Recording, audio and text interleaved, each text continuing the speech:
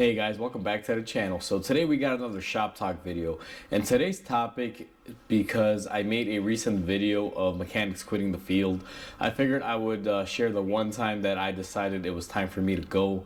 And I left the field for a couple years, but eventually I came back. So with that said, guys, before we go ahead and begin on today's topic, if you guys haven't subscribed to the channel, hit the subscribe button down below. It'll definitely help the channel grow. And with that said, let's go ahead and start on today's topic. So just as I mentioned in the last clip, guys, there was a time and point where I left the field. Now, before we go ahead and get into this topic, what I do want to stress the most, guys, is I didn't leave the field because I couldn't do it or I washed out or, I was just like, let's say, a bad mechanic or anything of that nature. My decision to leave the field for a couple years was solely based on pay and how the treatment was in the industry at the time. To kind of kick the story off, at the point in time where I decided to leave, I was already in this field, I want to say about 8 years in, and every place that I worked at, it was always the same exact thing where you get hired, they promise you something, they start you off on a lower level, tell you, we're going to get you here within 6 months or a year, and you work towards it and nothing happens. That's kind of what burned me out. But it wasn't even the lies and the not keeping promises portion of it, because I'm an adult. I already know that you can't really hold people to a lot of stuff, especially when they're hiring you. They'll sit there and make stuff glorified, and at the end of the day, you find out it's just like everything else.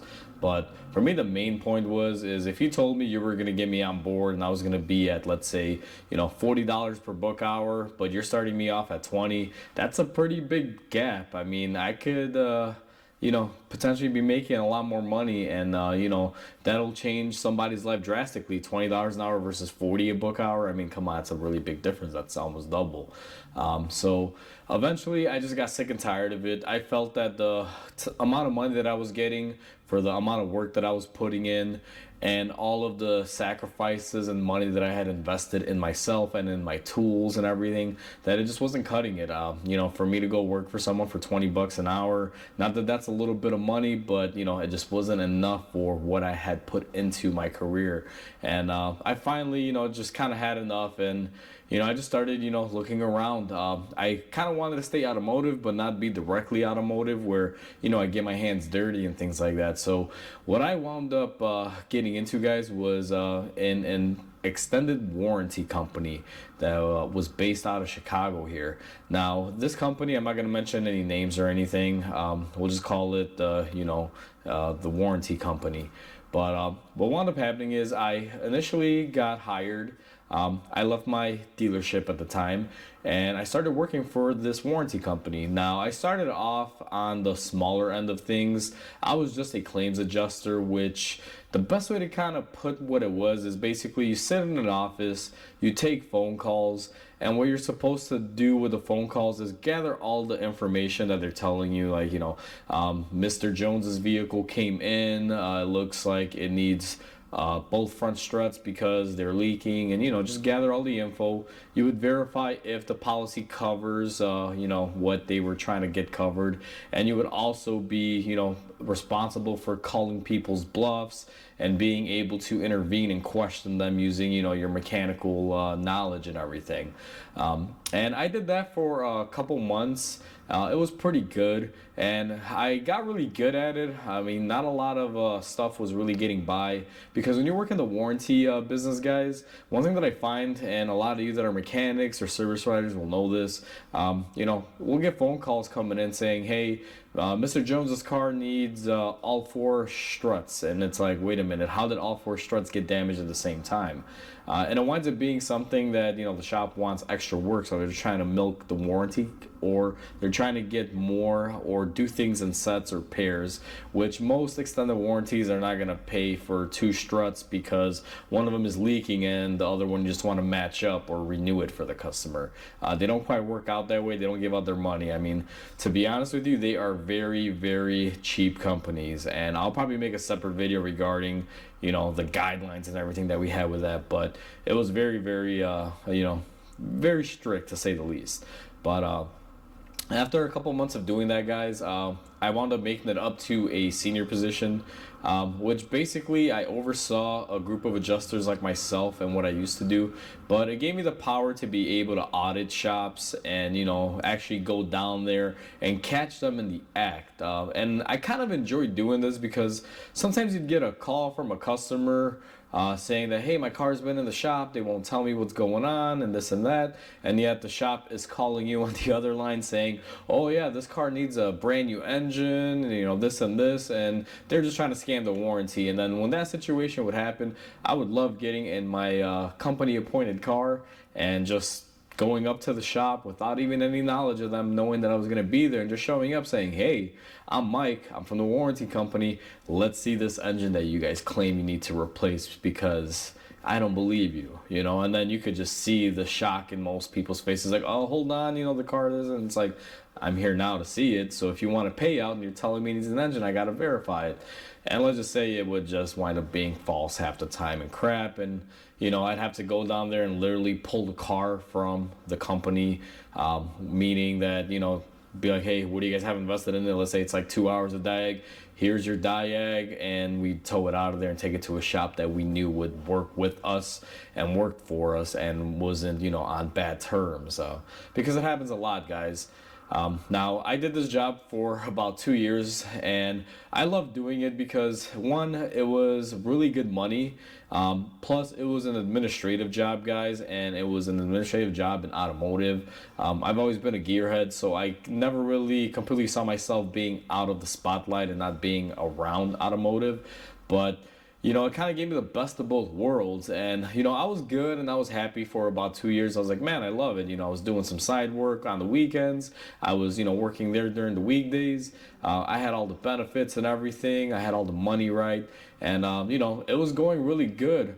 But, after so many years of being a mechanic and then being taken out of action, on a daily basis, it just kind of got to me. I almost started getting depressed. I started missing the field. I missed being able to, eat, lunch in a shop and, like just kind of BS with my coworkers, because you didn't have any of that at the warranty company, with everything going on. I couldn't afford to do that. You couldn't go up to your coworker in an office setting and make, like a mechanic joke or something like that. It just wouldn't work that way. So I started missing little things about the field and dealership life or shop life in general. And I want to say about 2 years in, 2 years and a couple months, I don't know exactly what the time frame was, but I know it was about at the 2 year range. I decided that I was just going to get out of it. Now, there were some attributing factors as to why I, decided I want to get out of it, aside from just, dealing with, I'm me missing the field. I mean, there was a lot of, good and bad also working at the administrative position. I mean, we had like deadlines. Sometimes my higher ups would pretty much get into it with me over me, let's say, refusing a job at a shop. And they're like, oh no, we spent an extra $50 moving that car. Even though it was the better choice. If you have a car at one shop and they're trying to milk the system, and you, let's say, spend $100 more to get that car out of that situation and take it to a shop that'll work with us, the higher ups would see it as like, oh no, you spent an extra $100 that was unnecessary. Why'd you do that? So there was a lot of BS in that too, guys. There was no career choice is ever filled without any BS or some sort of headaches.